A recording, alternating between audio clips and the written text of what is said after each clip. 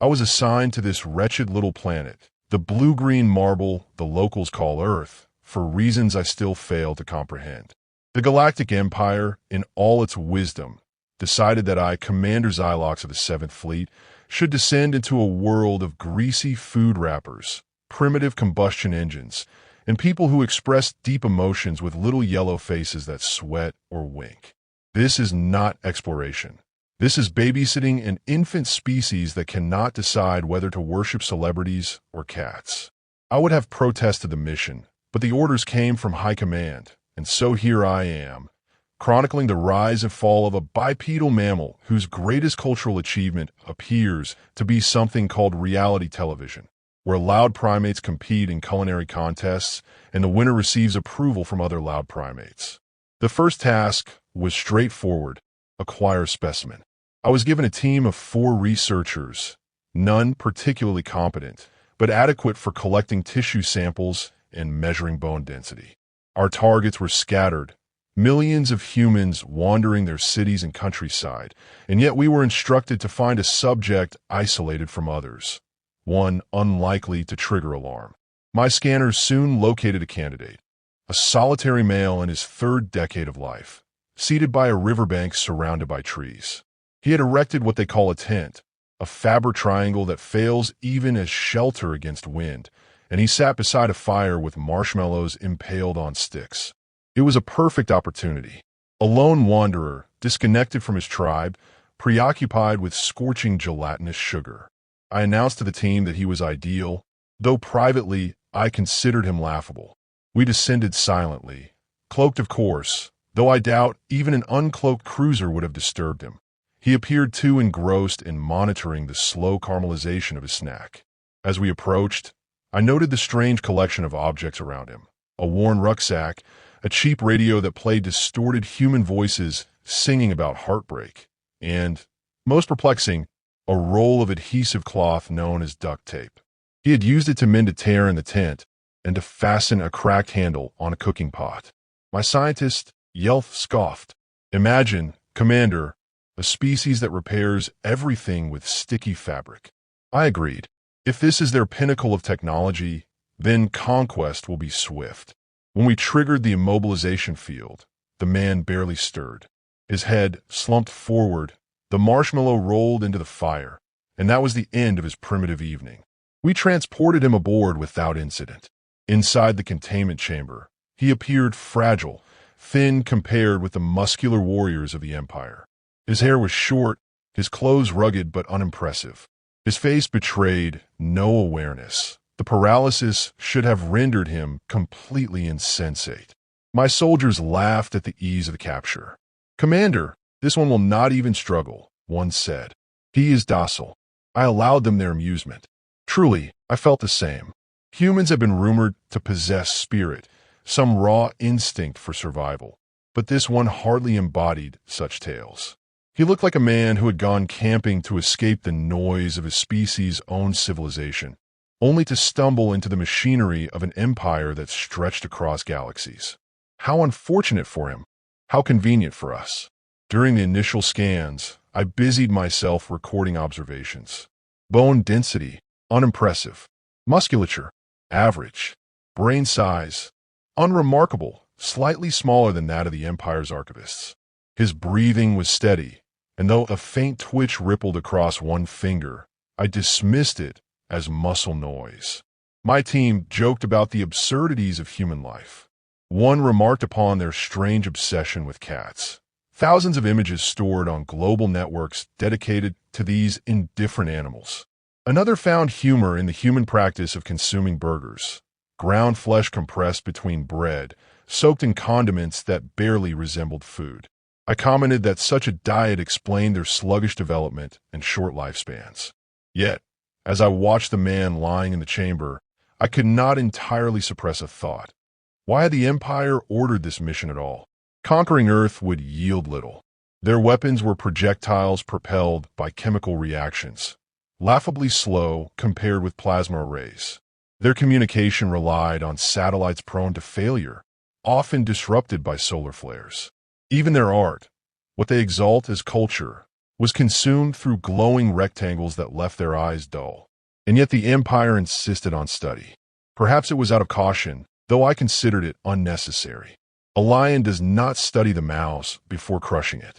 Still, procedure required that we continue. The man was cataloged, his personal items collected. I examined the duct tape roll again, unable to fathom its significance. Why carry such an object into the wilderness? Perhaps it was symbolic, some ritual artifact.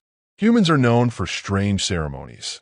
Weddings with rings, funerals with flowers, celebrations with balloons. It would not surprise me if duct tape held sacred meaning. I made a note to ask the anthropology division. Hours passed, and the man remained inert. My soldiers grew bored. One began wagering how long the subject would last once we tested resistance to toxins. Another speculated whether the human might sing if provoked with electrical stimulation. I silenced them. The Empire values discipline, not mockery, though in truth I shared their disdain. At last, I prepared the preliminary report. Subject acquired. Primitive mammal shows no unusual characteristics. Recommend expedited study followed by disposal. That was the truth as I saw it. No threat, no complication, no mystery. Just another example of the galaxy's endless supply of frail, diluted species. Yet, as I turned from the console, I noticed the faintest movement. His head shifted, so slight it might have been a trick of the light. I examined the readings. Paralysis intact, life signs stable. Still, I could have sworn the corner of his mouth curled upward. A smile. Impossible, I told myself. Residual nerve activity. Nothing more. And yet, I lingered at the chamber glass, unsettled by the impression. My soldiers saw nothing. They continued their tasks, confident that all was under control. I forced myself to dismiss the unease. Confidence is the Empire's creed. We do not doubt. We do not fear. We do not waste thought on the twitch of a captured specimen. I sealed the report, activated the night cycle, and left the chamber. Another day, another primitive bipedal mammal. I muttered with disdain. The galaxy will never run out of them. And yet, as the door slid shut, the image remained in my mind. A fragile creature lying in paralysis, lips curved as though he knew something I did not. The paralysis field should have held him until we were ready. And yet, as I returned to the chamber for the morning observations, I found his eyes open, not wide with terror, as most primitives when captured, but calm, unnervingly steady. He blinked twice, adjusted his gaze toward me, and spoke with a voice far too casual for a man who should not be conscious. "Nice ride you've got here." His words carried none of the panic I anticipated, only a faint amusement, as if we were two travelers sharing small talk at a terminal. For a moment, I wondered if my translator had malfunctioned. My soldiers froze, stunned. One dropped his scanner. Another reached instinctively for his weapon, though protocol forbade it inside the containment deck. Yelf sputtered, demanding to know how the paralysis had failed. I silenced them all with a raised hand. This human was awake too soon. That much was true, but a smile and a misplaced joke did not make him dangerous. At least, that is what I told myself. The man sat up, slowly, deliberately. His movements were measured, not frantic. "You're the scientist," he said, gesturing toward Yelf. His finger moved to the armored guard. "Soldier." Finally, he turned his gaze to me, a look that lingered too long, a smirk tugging at his lips. "And you're the one pretending to be in charge." The chamber filled with uneasy silence.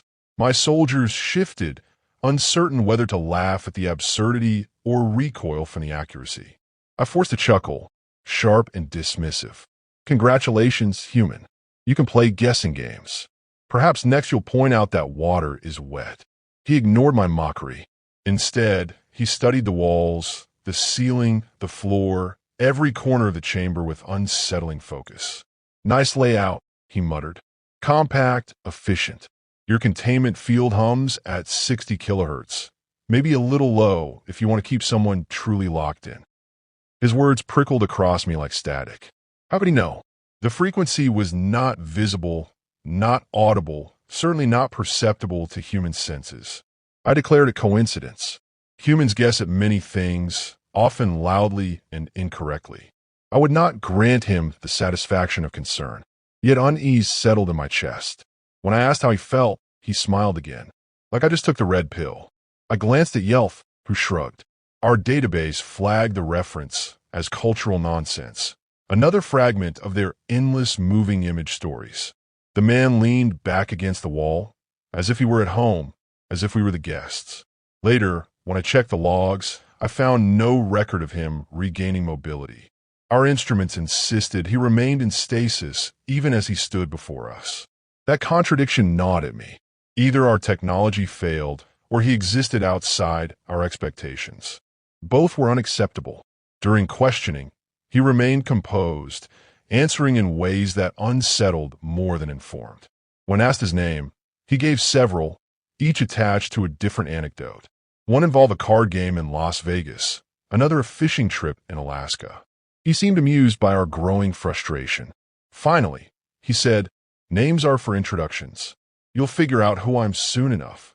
I instructed Yelf to resume scans. The man obliged, reclining willingly in the diagnostic chair, wires pressed against his temples. Most subjects thrash, resist, cry out. He sat still, humming faintly to himself, tapping fingers in rhythm against the metal.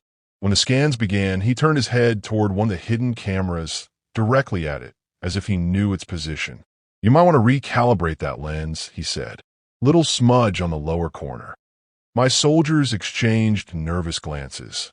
No one outside the design council should know the surveillance layout. I snapped at them to remain focused, but my own composure began to fray. Perhaps he had noticed a reflection, I reasoned. Perhaps the human possessed sharper senses than expected. But the explanation sounded hollow even to me. The scan results troubled Yelf. Brain activity spiked beyond recorded baselines. Not the dull patterns we anticipated, but complex, shifting bursts that our systems struggled to interpret. "Commander, his neural responses are irregular," Yelf reported. "Adaptive, elastic, as if he is anticipating the scan itself." I dismissed it publicly, though I could not banish the chill creeping down my spine. The human open one eyed during the procedure. "So, what's the verdict? Smarter than the average bear?" The words again meant nothing to us, but the smirk carried enough menace. He seemed to know that we were the ones on trial. I attempted to assert control through interrogation. "You are a primitive creature on a table in an empire's laboratory. Your compliance is irrelevant. Tell us your occupation." He folded his arms. "Ex-military. These days, I test security systems for companies that don't like being hacked. You could say I look for weaknesses." He let the words hang, deliberate, savoring the weight. My soldiers shifted uncomfortably. I told them not to react, though my pulse thudded faster. He added, almost casually, "By the way, I was awake the whole trip up here. Nice corridors you've got. I especially like the way your bulkheads seal. You should really fix the leak in Junction 14, though. Smelled like ozone." I stiffened. There was no possible way he should have known of that maintenance flaw. Only last cycle had an engineer filed a report on it. My mouth formed words of denial, but they sounded brittle. "You are lying. You could not have observed our systems." He smiled again, faint, deliberate, the kind of smile that suggests a secret you will never share. "Maybe, or maybe I just pay attention." Then, after a long silence, he spoke a sentence that pressed the air out of the chamber. "I've already sent a message." Every console flickered at once. The lights dimmed. My soldiers leapt to their stations, shouting about unauthorized signals, interference across the spectrum. I barked commands, demanded system checks, ordered lockdown protocols. But the humans simply leaned back in the chair, unbothered, watching us scramble like ants disturbed from a nest. I wanted to strike him, to reassert order through fear, but something in his gaze halted me. Not defiance, not arrogance, but certainty. The kind of certainty reserved for those who know they are exactly where they plan to be. Yeltha's voice cracked as he read the data. "Commander, he's right. A signal left the ship. Origin point is here." The human nodded, calm as ever. "Told you, my arrogance should have carried me through." Yet in that moment, I felt something new, something unfamiliar, something that had no place in the doctrine of the Empire. Fear. The diagnostic chair hummed as the scanners drew arcs of light across the human skull. But the subject appeared almost bored, tapping his fingers against the armrest as though he were keeping time with a private song. My scientist Yelf adjusted dials, muttering in confusion as the readings twisted into shapes we could not properly interpret. The brain waves did not flow in predictable currents. They leapt, tangled, adjusted in real time, as if his mind were anticipating the intrusion and moving out of reach. "Commander," Yelf whispered, "the pattern is recursive. It reacts to us faster than the scan can stabilize." His voice shook, and I felt my throat tighten in irritation. Machines do not falter, subjects falter. Yet here the machine trembled while the subject remained steady. The man opened one eye and smirked. "What's the prognosis?" "Too much television." His sarcasm stung in its simplicity. He had clearly deciphered our intentions, yet he mocked them with the ease of a comedian at a bar. I struggled to maintain composure. "You joke because you are afraid," I said coldly. "Our knowledge is beyond you." He tilted his head, unbothered. "Or maybe I joke because you're predictable. Everyone's got a script. Scientist frowns, commander scolds, soldier glares. You're all hitting your marks perfectly." I wanted to dismiss his words as coincidence, but his calm unnerved me. He had observed us closely, far more than I believed possible. Our training emphasized that humans relied on instinct, not calculation, yet this one dissected us like a surgeon with a patient. My soldier core bristled and stepped closer, weapon half raised. The man did not flinch. Instead, he looked at Core's weapon with a faint smile. Old model. Energy dispersion angles a little wide. Probably overheats if you fire too long. Core cursed and looked to me for permission to silence him. I shook my head. "Not yet." Yelf gestured for my attention. The scans revealed anomalies unlike anything recorded. Neural pathways lit like a constellation, branching and rebounding in unpredictable sequences. "Commander, this is beyond standard variance." His cognitive adaptability, it's extraordinary. I leaned over the console, unwilling to admit the chill that spread through me. Extraordinary? He is a human. His greatest tool is duct tape. Yelf shook his head, eyes wide. "This is not duct tape. This is weaponized thought." The human chuckled softly. "That's flattering. You're not wrong." He leaned forward, resting his wrists on his knees. "I used to be military. Did some tours in places you've never heard of. These days I get paid to find holes in security systems. You'd be surprised what you can break if you're patient." His words landed like slow, deliberate strikes. My team exchanged glances, their confidence draining. I felt my arrogance fray, thread by thread. I demanded he explain his meaning. He only smiled. "Let's just say your ship has a lot in common with a locked door. The lock looks fancy, but the hinges are flimsy." Yelf blanched, muttering that he couldn't possibly know the design flaws. I barked at him to continue scanning, to prove this was bluff and bravado.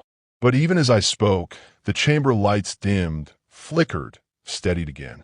My stomach sank. Coincidence, I told myself. Just a fluctuation. But his eyes gleamed as if he had orchestrated the moment. I tried another tactic. "You will tell us who you contacted with your so-called signal. Do you expect us to believe Earth has the means to respond?" He leaned back, folding his arms. "I don't expect you to believe anything. I expect you to keep underestimating us. It makes my job easier." He paused, then added, almost kindly, "Besides, you don't think we'd broadcast everything we've built, do you? Sometimes it helps to let the galaxy think we're dumb." My soldiers muttered nervously. I snapped at them for silence, but I could feel the shift. The human was no longer subject but interrogator. He asked us questions between our own, casual as a dinner guest. "So who's running your AI core? Is it distributed, or are you still keeping it centralized?"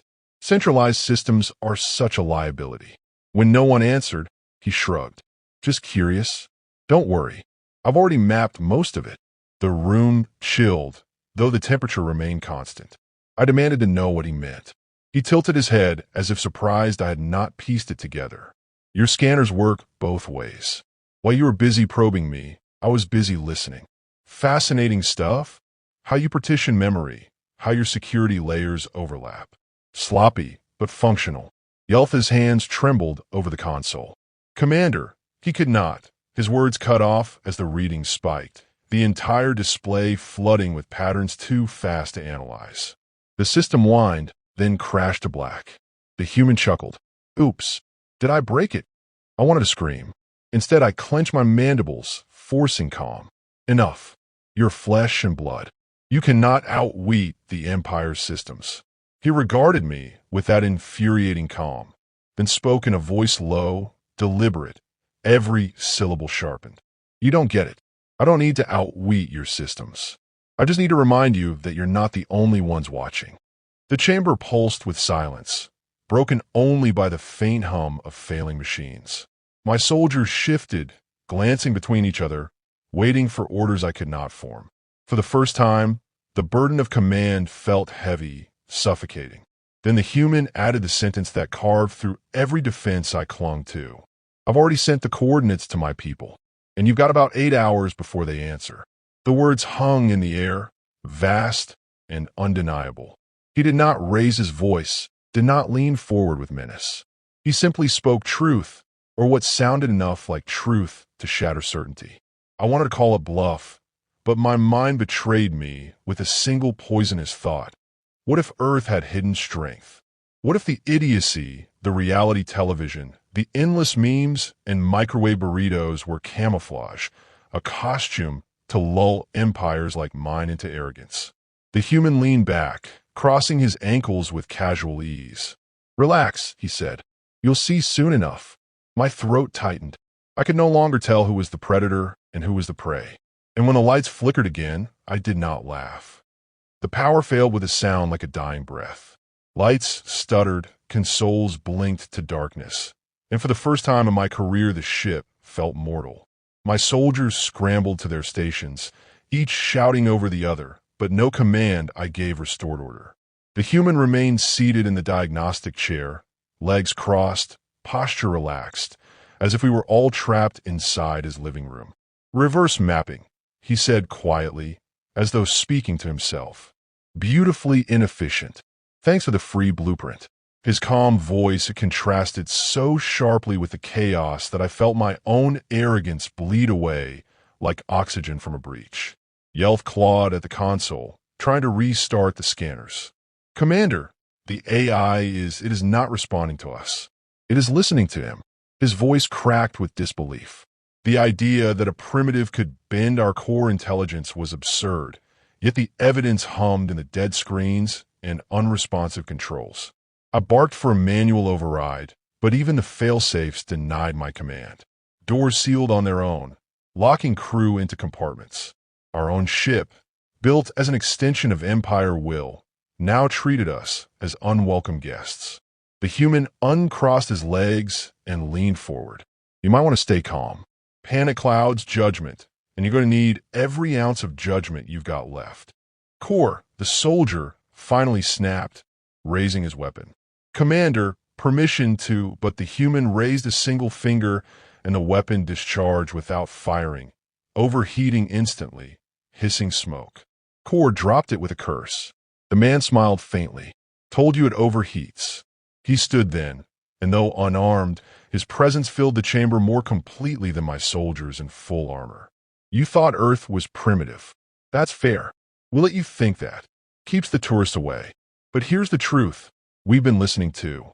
We've seen your signals for decades, cataloged your ship designs, learned your habits.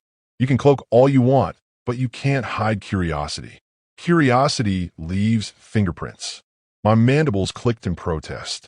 Impossible. Earth has no interstellar reach. No. He cut me off with a single look, quiet but commanding. You really believe everything we put on the surface? You think we'd broadcast our best work? Sometimes playing dumb is the smartest thing you can do. Ask any poker player. I had no idea what a poker player was, but the menace in his tone required no translation. Systems across the ship buckled one by one. Life support shifted into lockdown cycles, corridors sealed, and my crew's frantic reports filled the comms with static and fear.